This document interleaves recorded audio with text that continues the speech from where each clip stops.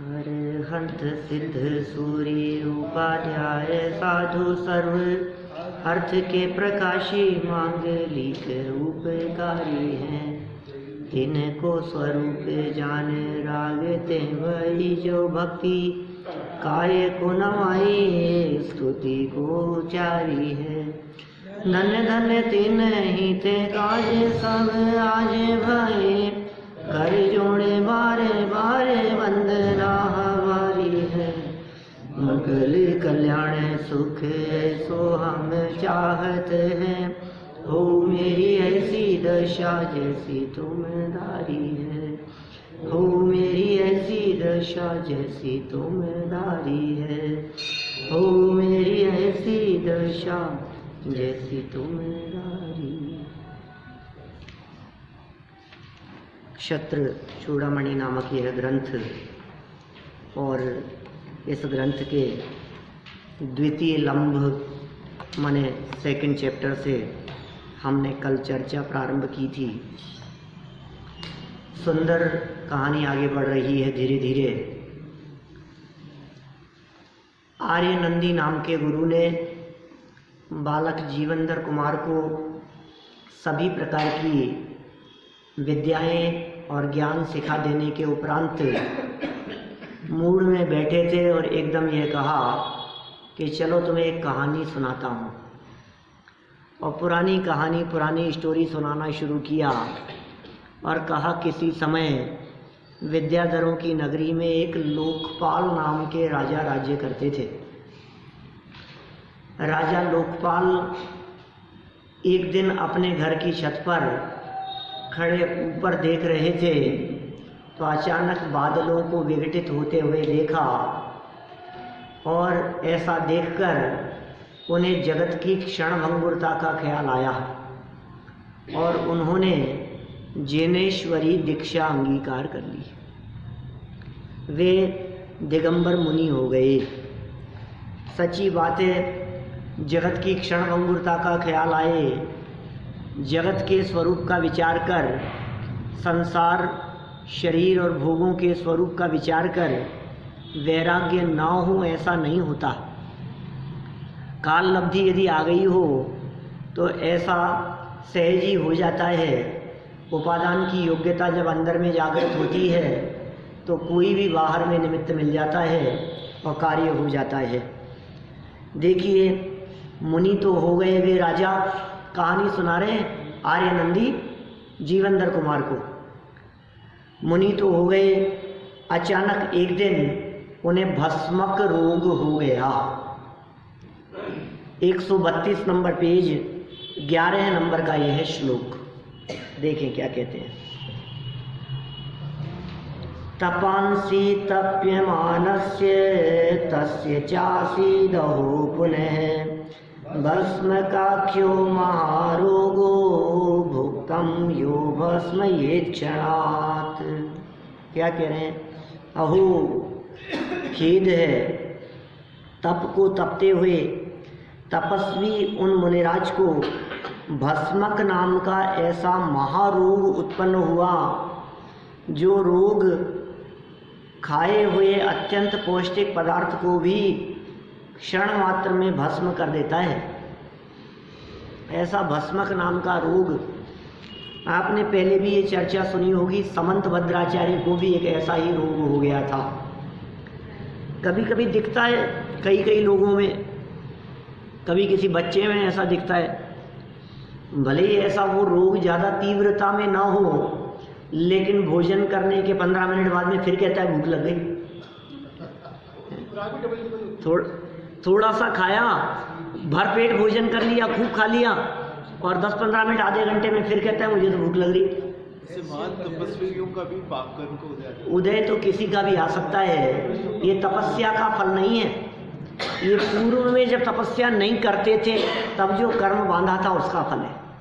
भगवान पार्षद के ऊपर कमठ 12वें गुण स्थान पर उपसर्ग हो, कोई बात नहीं, तब भी पाप कर्म। 10वें 12वें गुणस्थान की स्थिति में भी उपसर्ग की परिस्थिति बन गई पार्श्वनाथ स्वामी के ऊपर। क्या हो गया उसमें? तब भी पाप कर्म का पीछा नहीं छोड़। पाप कर्म का उदय आ रहा है, पाप कर्म बिगाड़ क्या पा रहा है?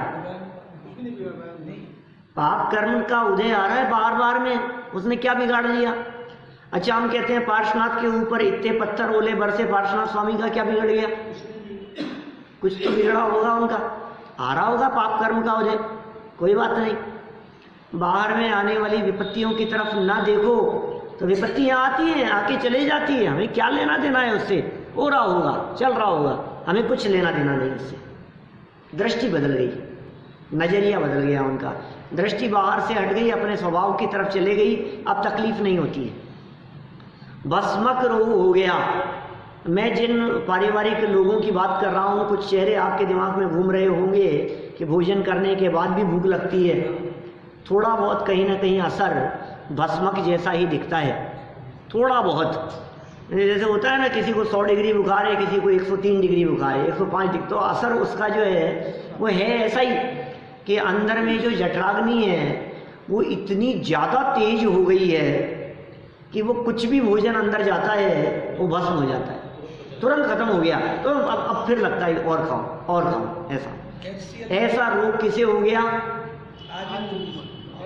आर्यनंदी नहीं, लोकपाल मुनि, मुनिराज लोकपाल को हुआ है ऐसा, जो मुनि हो गए थे।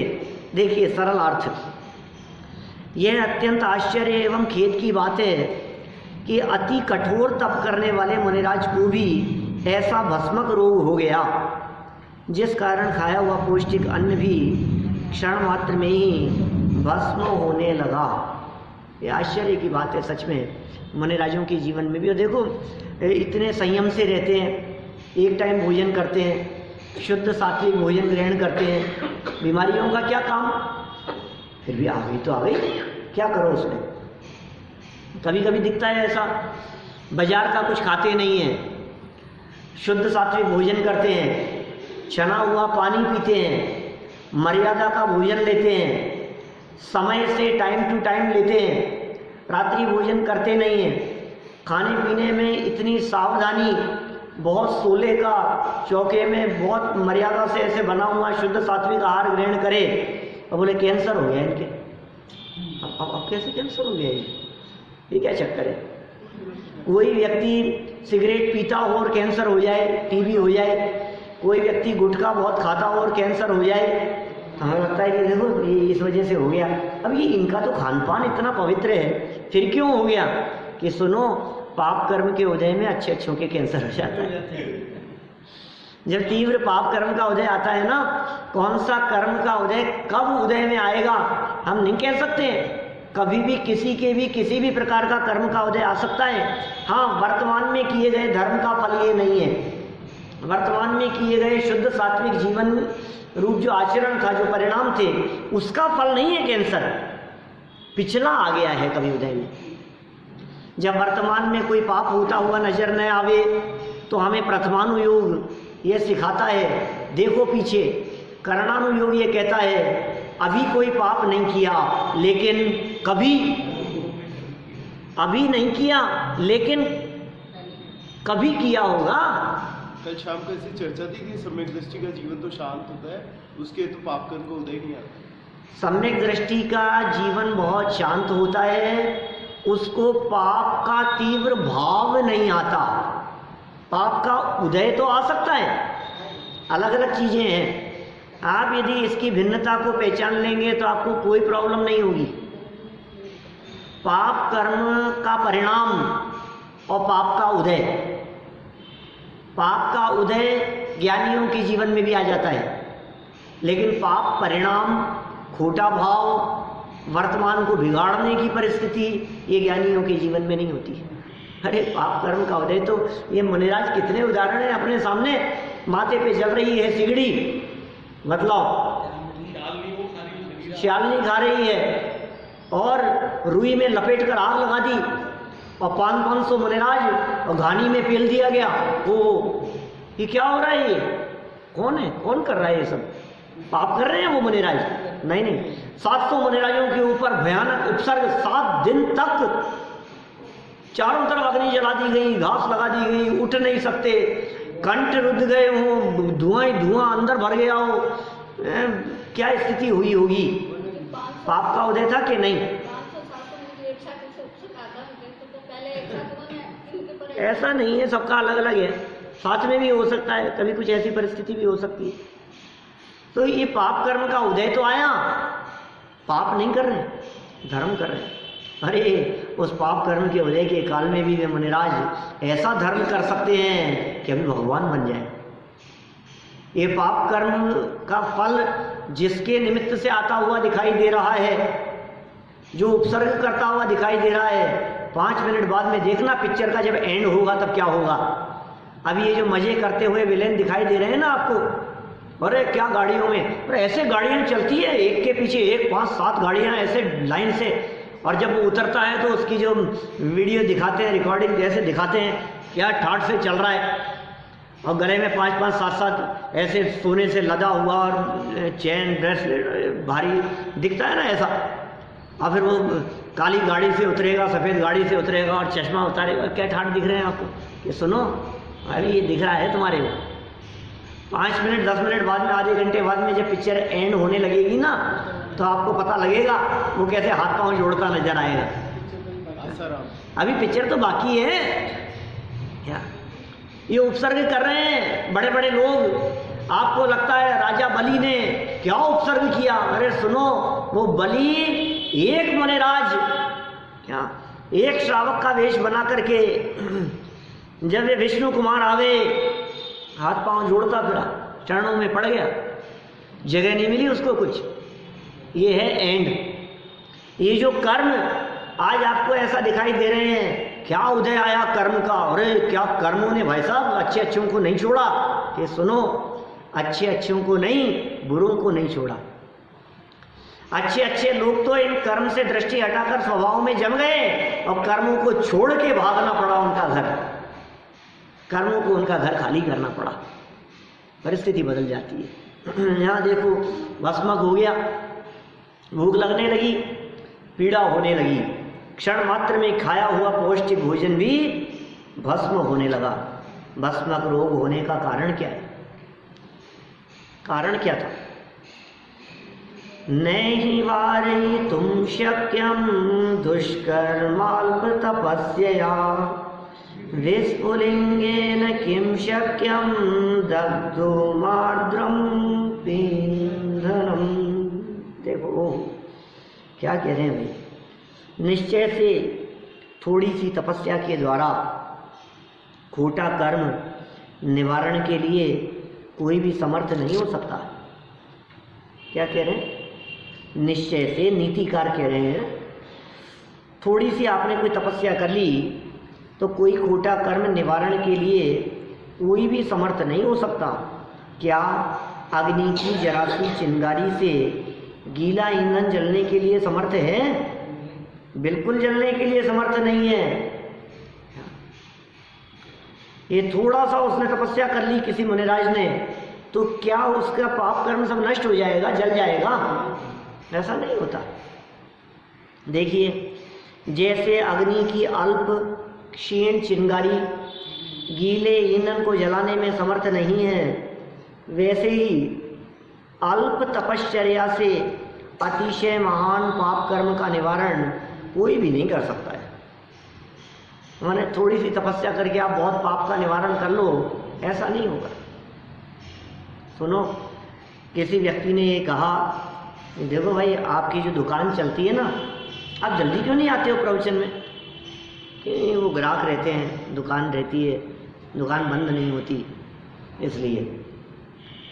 तो प्रवचन में ऐसा टॉपिक ले लिया, ऐसा समझाने लगे कि सुन भैया, एड़ी से चोटी तक का जोड़ लगा लेना, ये दुकान तेरे चलाने से नहीं चलती, ये पुण्य से चलती है। क्या ऐसे ऐसे महापुरुष देखे हैं जो रात को 8 बजे नहीं, शाम को 5 बजे दुकान बंद करके चले आते। ऐसे ऐसे महापुरुष देखे हैं, सुबह 10 बजे भी अपना कोटा पूरा हो गया, दुकान खोलने के 15 मिनट बाद में शटर डाउन करके आ जाए। ऐसे ऐसे महापुरुष। किससे चलती है ये दुकान? पुण्य के योग से चलती है, और पुण्य प्रवचन सुनने से, मंदिर आने से, धर्म करने से बनता है। तो क्या करो, दुकान का शटर डाउन करो, मंदिर आओ। क्या अब क्या करें बोलो? अच्छी बात है, अभी तो उपाय बतला दिया, तो बात तो ऐसी है ना, दुकान का चलना आपकी इच्छानुकूल यदि कार्य है और पुण्य की वजह से होगा, और पुण्य मंदिर आने से, स्वाध्याय करने से, धर्म चर्चा में बैठने से बनता है। ठीक है, बात समझ में आ गई। अब उसने क्या किया, सामने वाले व्यक्ति ने सुनकर शाम को 5 बजे शटर डाउन करना शुरू कर दिया, मंदिर आना शुरू कर दिया 6 साढ़े 6 बजे, जो भी टाइम जैसा था उस अनुसार। 1 दिन हो गया दुकान नहीं चली, 2 दिन हो गया नहीं चली। बोले यार आप तो कहते थे दुकान चलेगी अरे दुकान तो चल नहीं रही है, तो तुम्हारे कहने से दुकान चलनी चाहिए थी ना। तो ये आचार्य यहाँ कह रहे हैं कि थोड़े से पुण्य से, जो अभी क्या हुआ है, अभी पुण्य का बैलेंस बढ़ना धीरे धीरे शुरू हुआ है। ये थोड़े से पुण्य से वो ज्यादा किया हुआ पाप कटता नहीं है। हाँ, उसके लिए आपको बहुत पुण्य चाहिए। किसी व्यक्ति ने थोड़ी सी तपस्या की, थोड़ा सा धर्म ध्यान किया, थोड़ा सा वैराग्य, संयम, तप, इसमें अपना उपयोग लगाना शुरू किया। बोले अब तो मेरे कोई पाप कर्म का उदय नहीं आएगा कि तुम थोड़ा सा करके तू सोच रहा है कि वो सब निपट जाएगा, ऐसा नहीं होगा।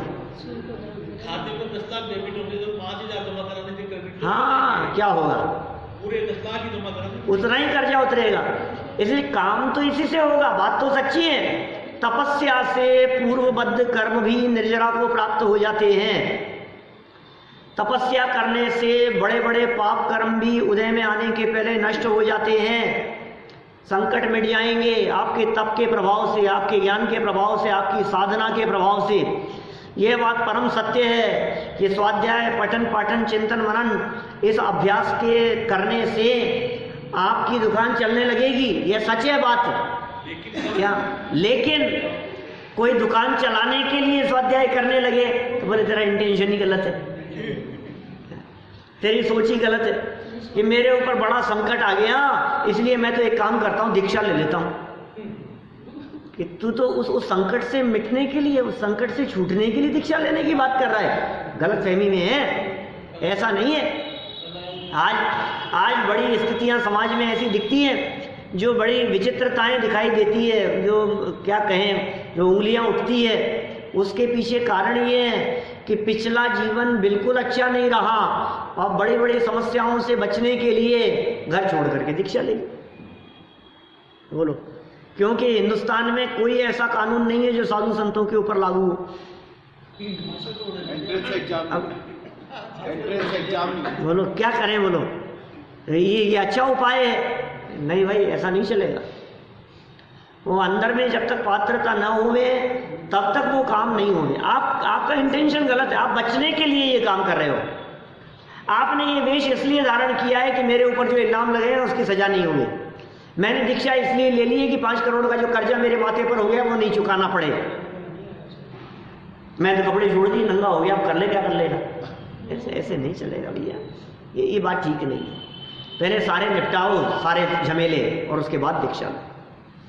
अनुकूलताओं को छोड़ करके दीक्षा लेने की चर्चा के लिए तो सारा जनागम भरा पड़ा है, लेकिन प्रतिकूल परिस्थितियों से, आफत से बच करके दीक्षा लेने का एक उदाहरण नहीं मिलेगा आपको शास्त्रों में।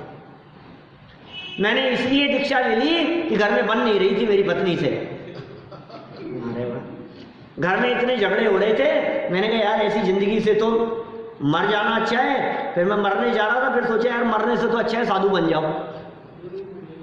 ऐसे थोड़ी नहीं चलता, एक उदाहरण नहीं मिलेगा। सारे राजा महाराजा, सारे बड़े बड़े लोग, बड़ी परिस्थितियां कितनी अनुकूल सब तरफ की दिखाई दे रही है, सारी अनुकूल परिस्थितियों को छोड़ करके दीक्षा ले लेना, नहीं रहना अनुकूलताओं में, क्योंकि ये अनुकूलताएं ज्यादा लंबे समय तक नहीं रहेगी। हमें जगत का क्षण भंगुर स्वरूप समझ में आ रहा है, स्वभाव का अवलंबन होता है, जगत की क्षण भंगुरता दिखाई देती है। ये जगत क्षण भंगुर है और स्वभाव नित्य है, परमानेंट है। क्षण भंगुरता का अवलंबन लेगा तो क्षण भंगुरी हो जाएगा, तकलीफ पाएगा। इसलिए परमानेंट स्वभाव का अवलंबन ले, परमानेंट सुख की प्राप्ति के लिए।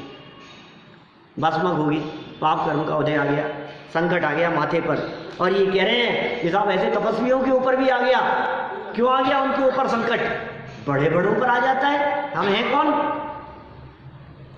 बहुत बड़े बड़े त्यागी तपस्वियों के ऊपर आ जाता है, हम हैं कौन? हमारे ऊपर भी आ गया तो क्या हो गया? थोड़ा सा नहीं, मैंने तो तपस्या की थी फिर भी ऐसा हो गया मेरे साथ में, कि तपस्या तो अभी की थी ना, जो कभी किया था उसका क्या होगा? क्या तपस्या तो अभी कर रहे हैं। आज के 100 साल पहले क्या किया था और 500 साल पहले क्या किया था और 5000 साल पहले क्या किया था और दीक्षा लेने के पहले 25 साल पहले क्या किया था, वो सब कहाँ जाएगा? सामने वही आ रहा है जो आना था। हाँ, जो आना था वही आ रहा है, आएगा। पुराना किया हुआ तो सामने आएगा, उसे धोया नहीं जा सकता है, उसे मिटाया नहीं जा सकता है। इसलिए गलत कुछ होता ही नहीं है, किसी के साथ अन्याय नहीं होता भाई साहब। प्रकृति में सब जगह पर न्याय है, अन्याय किसी के साथ में नहीं है, अन्याय नहीं होता है किसी के भी साथ में।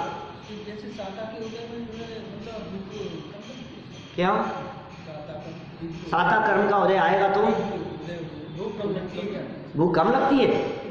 सब परिस्थितियां अलग अलग है। भूख नहीं लगती है उसे भी असाता का उदय समझ लेता है, भूख ज्यादा लगती है उसे भी असाता का उदय समझ लेता है। ये एक्चुअल में क्या है, साता और असाता का संबंध, सुनो, साता और असाता का संबंध आपके परिणामों से है,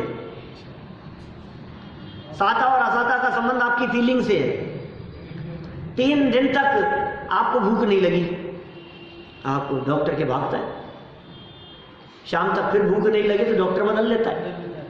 क्या एलोपैथिक से आयुर्वेदिक की तरफ भागता है, उससे होम्योपैथिक की तरफ चला जाता है, नहीं तो एक्यूप्रेशर की तरफ चला जाता है, नहीं तो प्राणायाम की तरफ चला जाता है, रामदेव बाबा की शरण ले लेता है। कुछ तो बताओ इसका कोई, मैं क्या करूं, भूख नहीं लग रही है, वो कपालभाति करो, ऐसा करो वैसा करो, इससे होगा कि सुन भाई तू किससे परेशान है? भूख नहीं लगने से। और दूसरा व्यक्ति किससे परेशान था? भूख लगने से। तो भूख लगने से परेशान होता है कि नहीं लगने से परेशान होता है? दुख का कारण क्या है, भूख लगना कि नहीं लगना? सुनो, भोग भूमि के जीव 1 दिन 2 दिन 3 दिन में एक बार भोजन करते हैं, चौथे दिन भोजन करते हैं, 3 दिन तक निराहारी रह करके तकलीफ ही नहीं। वो भी आपने क्या आपका पेट साफ नहीं हो तो डॉक्टर को दिखाता है, कब्ज हो रही है, ये हो रहा है, तकलीफ हो रही है, पेट साफ नहीं हो रहा है, तो बहुत तकलीफ नजर आती है। वो तीर्थंकर, नारायण, प्रतिनारायण, चक्रवर्ती, कामदेव, इनके आहार तो होता है, निहार नहीं होता किसी के भी। वो पुण्य का हो जाए कि पाप का हो जाए, उनके किसी के भी निहार नहीं होता। और यहाँ 1 दिन दस्त नहीं हो तो ये कहता है पता नहीं यार क्या कुछ पेट गड़बड़ चल रहा है। ज्यादा हो जाए तो तकलीफ, नहीं होवे तो तकलीफ। ये अज्ञानी जीव को कहीं शांति नहीं है, ये अज्ञानी जीव दुखी है। माने सुखी होने के लिए एकमात्र उपाय है तत्व ज्ञान की शरण में आओ, इसके बिना सुखी होने का कोई उपाय नहीं है। ये अज्ञानी जीव जहाँ रहेगा वहाँ दुखी रहेगा, जिस हाल में रहेगा दुखी रहेगा, जिस माहौल में रहेगा वहाँ दुखी रहेगा, क्योंकि इसका माइंड सेट नहीं, ये अपसेट है। घर में सारे सेट हो, सोफा सेट हो, टी सेट हो, सोने के सेट हो, सब सेट हैं घर में, सारे सेट हैं, लेकिन माइंड अपसेट है। क्या बाहर में कुछ सेट नहीं हो लेकिन माइंड सेट हो तो फिर कोई तकलीफ नहीं। क्या फिर बाहर में कुछ भी नहीं हो तो कोई तकलीफ नहीं है, और माइंड सेट नहीं है और बाकी सब सेट है, तो बोले इस जीव को कोई सुखी कर सकता नहीं है। सोने के पल्ले में इसको झुलाओ ना तो सुखी नहीं हो सकता, रत्नों से तोलो इसको तो इसको सुखी करने में समर्थ नहीं है कोई, क्योंकि दुख बाहर में नहीं है, दुख तो अंदर में है ना, तकलीफ तो यहाँ है, समस्या तो इस जगह पर है। तो तकलीफ दूर करने के लिए क्या करना पड़ेगा? माइंड बदलना पड़ेगा। बोलो, ये उपाय करना है। कल बड़ा आयोजन है वहाँ मानसरोवर में, एक पारिवारिक समस्याएं और उनका समाधान। 2-3 वक्ता हैं, मैं भी उन वक्ताओं में एक हूँ। कल दोपहर में 1:30-2 बजे का वहाँ कार्यक्रम है मंदिर में, मानसरोवर में। तो बड़ा पता नहीं मेरे को ध्यान नहीं है, देख लेंगे। तो मेरा कहने का मतलब समस्या है कहाँ ये बताओ, समस्या कौन सी जगह पर है? माइंड अपसेट है। और माइंड सेट कैसे होगा ये बता दो। चलो, माइंड यदि अपसेट है तो माइंड सेट कैसे होगा? मतलब माइंड सेट तो तब हो जब ये अज्जू भैया मुस्कुराना बंद कर दे। अरे यार तेरे को क्या तकलीफ है इनसे? तू खामे परेशान है ना इनको देख करके। इन्हें नहीं साहब, ये बोलते बहुत हैं, पारस जी बहुत बोलते हैं, इसलिए मैं परेशान हूँ कि तू जबरदस्ती इनसे परेशान हो रहा है। भाई साहब ये परेशान नहीं करते हैं तेरे को कि नहीं मैं इनसे बहुत परेशान हूँ, ये तो फटाफट 1 मिनट के अंदर मैसेज फॉरवर्ड कर देते हैं, ये ऐसा कर देते हैं, वो ऐसा कर देते हैं, मैं इनसे बहुत परेशान हूँ। ये आते ही नहीं है कभी भी, 15-15 दिन में 1 दिन आते हैं शक्ल दिखाने के लिए कि तू जबरदस्ती परेशान हो रहा है, तेरी परेशानी का कारण ये नहीं है कि नहीं साहब इनको सुधार दो तो मैं सुखी हो जाऊँ, ये सुधरेंगे तो मैं सुखी हो जाऊंगा। तो किसको सुधार रहा है भैया? पर में तेरी चलती नहीं है, तो जबरदस्ती दुनिया को सुधारना चाहता है। किसी हाल में किसी को नहीं सुधार सकते, अपने आप को सुधारना होगा। स्वयं नहीं सुधारना चाहता, दुनिया को सुधारना चाहता है। मतलब इसको सुधार दो, इसको सुधार दो, इसमें परिवर्तन कर दो, इसमें चेंजेस। कहाँ बदल रहा है? सारी दुनिया में बदल रहा है इधर उधर। सुन भाई, इधर बदल, इधर परिवर्तन यहाँ कर। माइंड कैसे सेट होगा? बोले ये जनवाणी, ये माइंड सेट करने का काम करती है, ये दिमाग को स्थिर करने का काम करती है। ये तत्व ज्ञान जो हमारे को मिल गया है, ये तत्व ज्ञान हमारे चित्त में शांति प्रदान करता है, ये आकुलताओं को मिटाता है, ये टेंशन को मिटाता है, इससे घबराहट मिट जाती है। ये काम होना चाहिए। यदि ये तत्व ज्ञान, यदि ये जनवाणी, यदि ये जैन धर्म, ये जैन सिद्धांत आपके जीवन में नहीं है तो एड़ी से चोटी तक का जोड़ लगा लो, कुछ भी कर लो, आप करोड़ इकट्ठे कर लो, चाहे 100 करोड़ इकट्ठे कर लो, मिलियंस बिलियंस हो जाए आपके पास में, सुखी नहीं होगा। ये है जीवन जीने की कला, ये है आर्ट ऑफ लिविंग, ये तत्व ज्ञान, ये हमारे जीवन को बदलता है। अब देखो समस्या दिख रही है, अरे साहब क्या करें, इतनी तपस्या करी और फिर भी उपसर्ग आ गया, फिर भी भस्मक रोग हो गया। ऐसे तपस्वियों के भी, एक टाइम भोजन करने वालों के बेचारे मुनि अवस्था में एक टाइम तो भोजन करते हैं, निरंतर आय मिलता है, विधि मिलने पर मिलता है तो करते हैं भोजन। अब इन पे भी ऐसा आ गया उपसर्ग, ऐसा क्यों हो गया? देखो दिखा रहे हैं यहाँ पे, सुनो भाई, ये जो खोटा कर्म है ना, ये पूर्व का बांधा हुआ है। उपसर्ग वही आते हैं जहाँ सहयोग होता है, ऐसा कुछ नहीं। ये बुनी है तो इनके ऊपर मतलब जो खाने पर ही आया है, मतलब ऐसा नहीं है, माने किस पर आ जाए कुछ नहीं कहा जा सकता, इसका कोई नियम नहीं है, किसी तरह का कोई नियम नहीं बनाया जा सकता। उपसर्ग किसके ऊपर आएगा और किसके ऊपर नहीं आएगा, कोई नियम नहीं है। निमित्त तो उन्हीं को बनाएगा ना जो पास में, ऐसा कुछ नहीं है। ऋषभदेव स्वामी के ऊपर परिस्थिति ऐसी बन गई, उपसर्ग ही था वो, एक प्रकार से समझ लीजिए आप, कोई आहार देने की विधि नहीं जानता था ऋषभदेव स्वामी। मैं कह रहा हूं अजितनाथ स्वामी के ऊपर तो नहीं आया कोई भी संकट, संभवनाथ स्वामी के ऊपर क्यों नहीं आया, अभिनंदन स्वामी के ऊपर क्यों नहीं आया, बोलो। सुमतिनाथ है, पद्मप्रभ है, क्यों नहीं आया इनके ऊपर उपसर्ग? चंद्रप्रभ है, पुष्पदंत है, शीतलनाथ है, श्रेयांसनाथ है, वासुपूज्य है, इनके ऊपर क्यों नहीं आया उपसर्ग? तो आप यदि कभी नहीं, जो व्यक्ति करेगा उसी के ऊपर आएगा संकट, ऐसा नहीं है। जिसने पूर्व में पाप किया होगा, पर ऐसा तो कोई इंसान ही नहीं मिलेगा जिसने पाप नहीं किया हो क्या? इसलिए उदय में तो सबके आता है, किसी ने कम और किसी ने ज्यादा। किसी के ऊपर आया हुआ संकट बहुत भारी संकट दिखाई देता है और किसी को लगता ही नहीं कि कोई संकट आया। संकट तो सबके ऊपर है।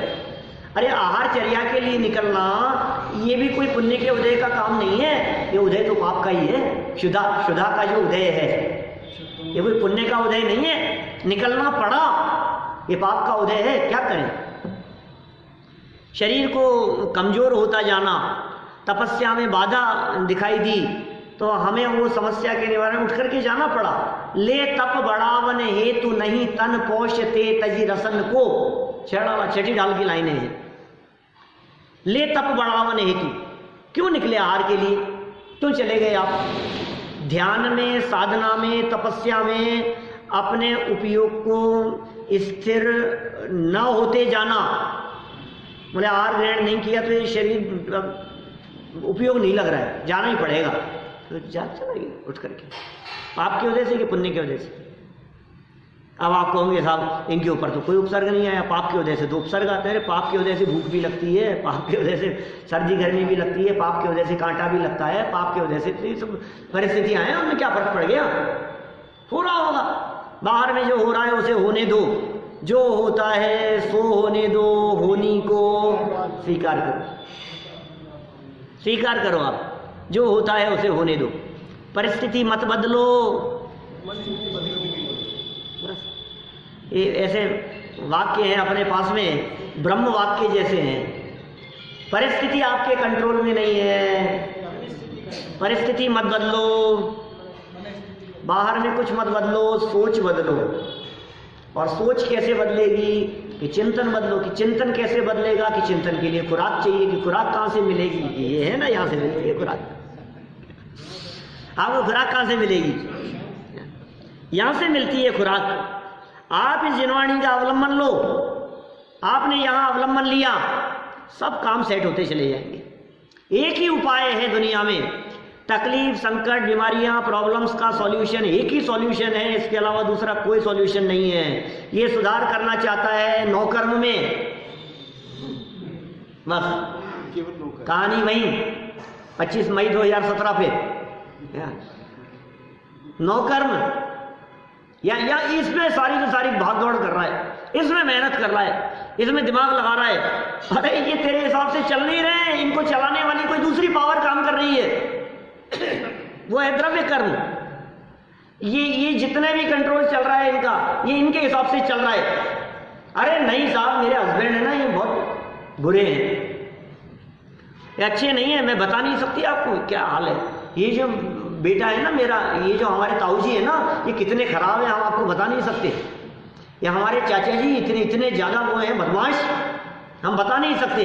कि सुनो, चाचा जी तो खूब बदमाशी नहीं करना चाहें, लेकिन उनसे कोई बदमाशी करवा रहे हैं। अच्छा, किसी और का हाथ है उनसे बदमाशी करवाने के पीछे? यहाँ क्या उनसे कोई बदमाशी करवा रहा है? बोले कौन है ऐसा करवाने वाला? बोले तेरे किए हुए द्रव्य कर्म। क्या ये करवा रहे? ये द्रव्य कर्मों ने सुपारी दे रखी है उनको। बोलो अब बदलाव कहाँ करें? अब ये कहता है इनको बदलो। अरे वाह, इनको बदलो, इनको बदलो कि उदय को बदलो? अरे साहब, कर्म तो दिखता ही नहीं है, उनको कैसे बदलूं मैं? ये बताओ, कर्म कैसे बदल जाएंगे? कर्म तो दिखते ही नहीं है, कैसे बदलूं कर्म को? भैया बतलाओ। कि सुन भैया, परिणाम बदल। कि वो कैसे बदले जाते हैं? यहाँ रोजाना सुनने के लिए क्या हे जिनवाणी सुनने के लिए आएगा, परिणाम बदलेंगे। जिनवाणी की शरण लेगा, शास्त्रों की शरण लेगा। और ऐसा नहीं पल्ला झाड़ करके मत उठ जाना, थोड़ी देर बैठ करके चिंतन करना। क्या नीचे उतरते उतरते बात करना इसके बारे में, नीचे उतरते ही तो बात दूसरी शुरू हो जाती है। क्या नहीं चलेगा। थोड़ी देर तक मंदिर में घंटा बजाते हैं ना, थोड़ी देर गूंजता है। मालभूत पाठमाला पाठ 4 में कही थी मैंने चर्चा आपसे। चौथा पाठ था देव दर्शन की विधि, तो उसमें ये चर्चाएं की थी मैंने। एक बार बजाते हैं तो कुछ देर तक गूंजता है। वो जड़ घंटा वो ये संदेश दे रहा है आपको कि सुनो भाई, एक बार बजता है तो कुछ देर तक आवाज़ गूंजती रहती है। तुम यहाँ से जाने के बाद में यहाँ का असर थोड़ी देर तुम्हारे दिलो दिमाग में गूंजना चाहिए। यदि खत्म हो गया तो फिर खत्म ही है, सब खत्म नहीं। इसका असर इतना चलना चाहिए कि 23 घंटे बाद जब दोबारा लौट करके आओ तो आपको इसका असर रहे। तब तक कितनी देर? एक लिमिटेड टाइम तक रहता है किसी भी बात का असर। तो आप इतना पावरफुल तरीके से उस बात को ग्रहण करो कि 23 घंटे तक असर रहे। और कभी एक दिन की छुट्टी करनी हो तो फिर आपको थोड़ा सा ज़्यादा पावर चाहिए।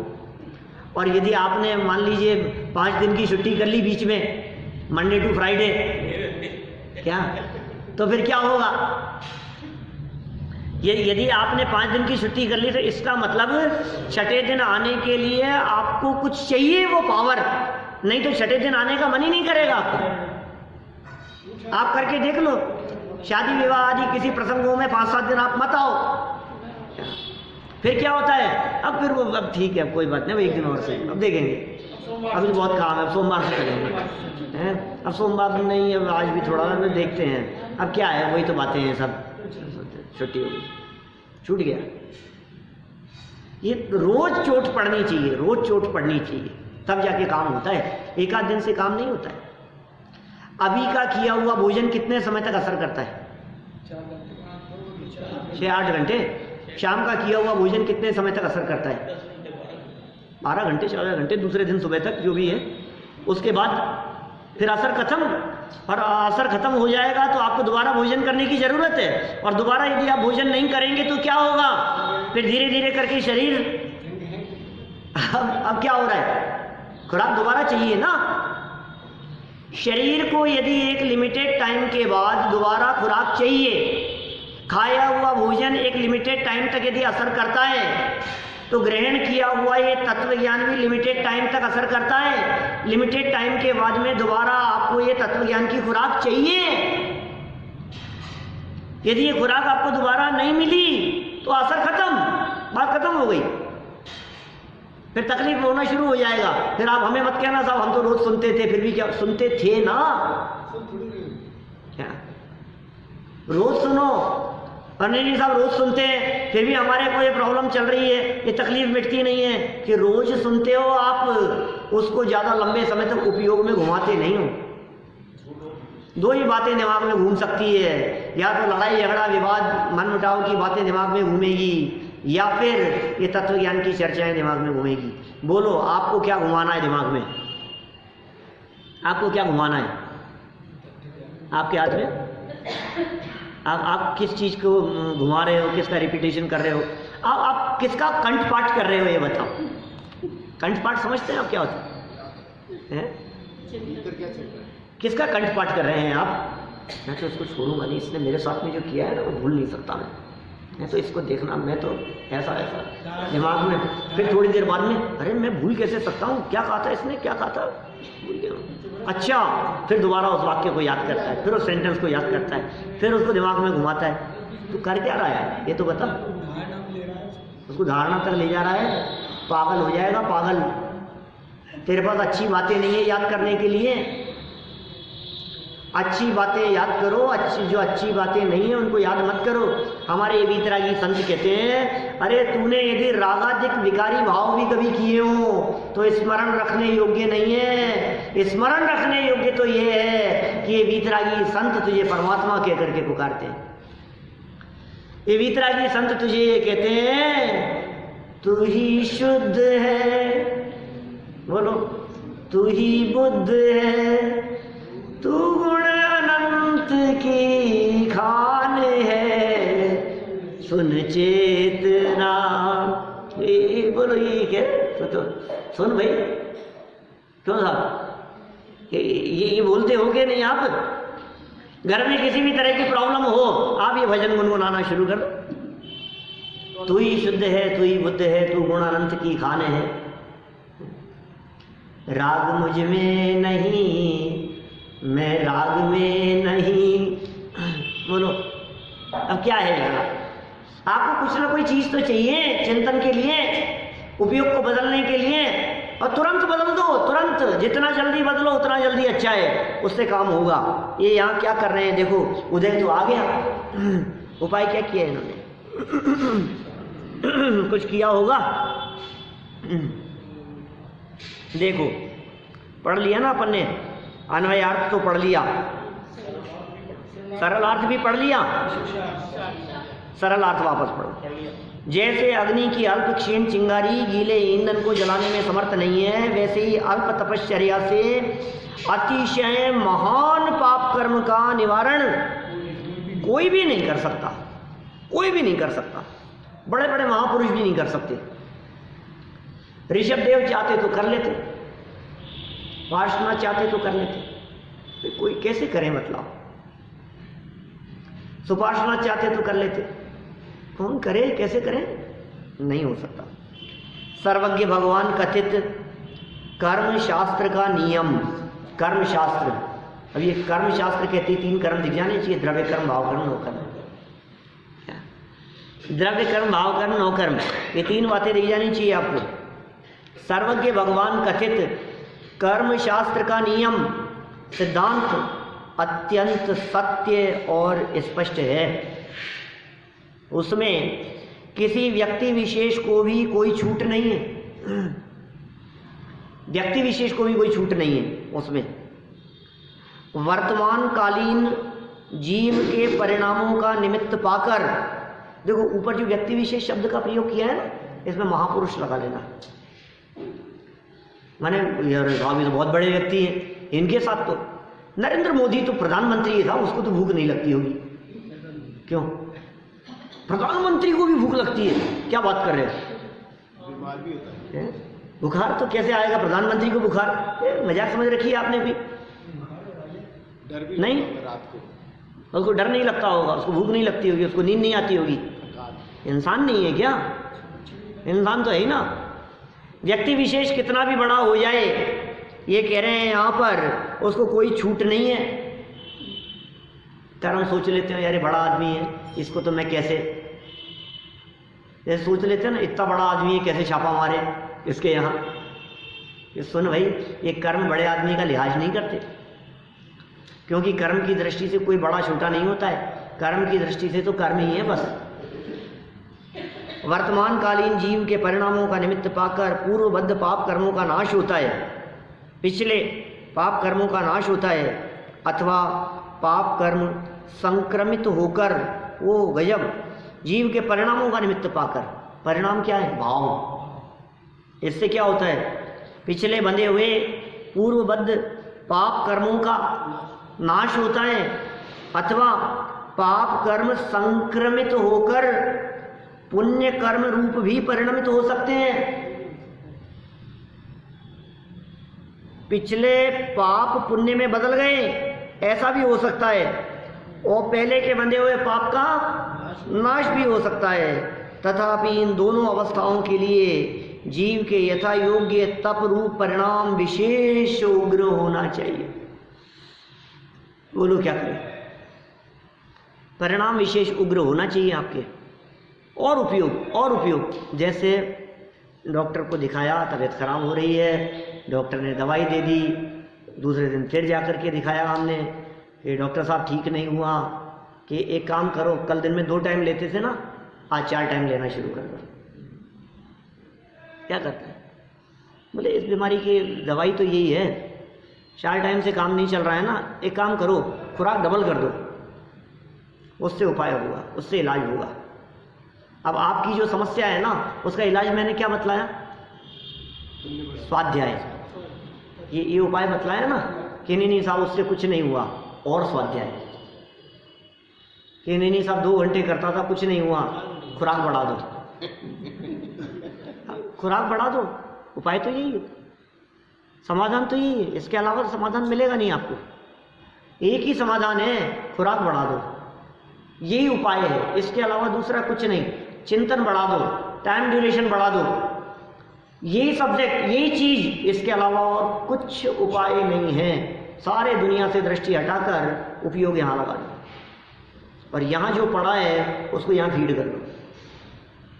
देखो आगे, यदि पूर्वबद्ध पाप कर्म अधिक स्थिति और अनुभाग वाले हों, पहले के बांधे हुए कर्म ऐसे भी तो हो सकते हैं ना, अधिक स्थिति और अनुभाग, स्थिति माने टाइम पीरियड, अनुभाग माने फल, ज़्यादा स्थिति थी, ज़्यादा अनुभाग वाले थे, तो उनके नाश या संक्रमण के लिए, उनके नाश के लिए या संक्रमण के लिए उतने ही उग्र पुरुषार्थ रूप तप आवश्यक है। उतना ही उग्र पुरुषार्थ चाहिए, उतना ही तप जरूरी है जितना बड़ा काम था। यदि जीव उतना उग्र पुरुषार्थ करने में समर्थ नहीं है तो पूर्वबद्ध कर्म उदय में आए बिना नहीं रहेंगे। ये नहीं छोड़ेंगे, कोई बात नहीं, इनको तो छोड़ना पड़ेगा। क्यों? क्योंकि पुरुषार्थ बढ़ा लूंगा मैं उनकी तरफ देखता ही नहीं हूँ। एक व्यक्ति ने मुझे गालियाँ दी, गालियाँ दे रहा है, मुझे तकलीफ बहुत है, संकट बहुत है, परेशानियाँ बहुत है उसकी गाली सुनने से। एक काम करना, कान बंद कर ले, अब देता रहे, तो मुस्कुराता है कि ये मेरी प्रशंसा कर रहा है, प्रशंसा कर रहा है। कान बंद करके अब क्या होगा बता? उसको इरिटेशन हो जाएगा। अब देखो क्या है स्थिति, तू सुनना बंद कर दे, तू देखना बंद कर दे, बाहर से देखना बंद कर दे, बाहर की सुनना बंद कर दे, अंदर देख और अंदर की सुन, काम हो गया। देखो लोकपाल मुनिराज को वर्तमान काल में यथा योग्य इच्छा निरोध रूप अथवा स्वरूप में प्रतिपन्न रूप आवश्यक तप नहीं हो सका। ये नहीं हो सका, इतने स्थिर नहीं रह सके अपने स्वरूप में। इस कारण पूर्वबद्ध पाप कर्म के उदय से भस्मक व्याधि नामक महारोग हो गया। फिर क्या हुआ? ऐसा महारोग हो गया तो अब ये कह रहे हैं आगे, दीक्षा का त्याग कर दिया। ये चर्चा किस प्रकार की है, इस चर्चा को हम कल आगे बढ़ाएंगे। उपयोग में ये चर्चाएं घूमती रहनी चाहिए। संयोग नहीं बदलने हैं क्योंकि वे नौकर्म हैं, परिणाम बदलने हैं क्योंकि वो अपने कंट्रोल में हैं।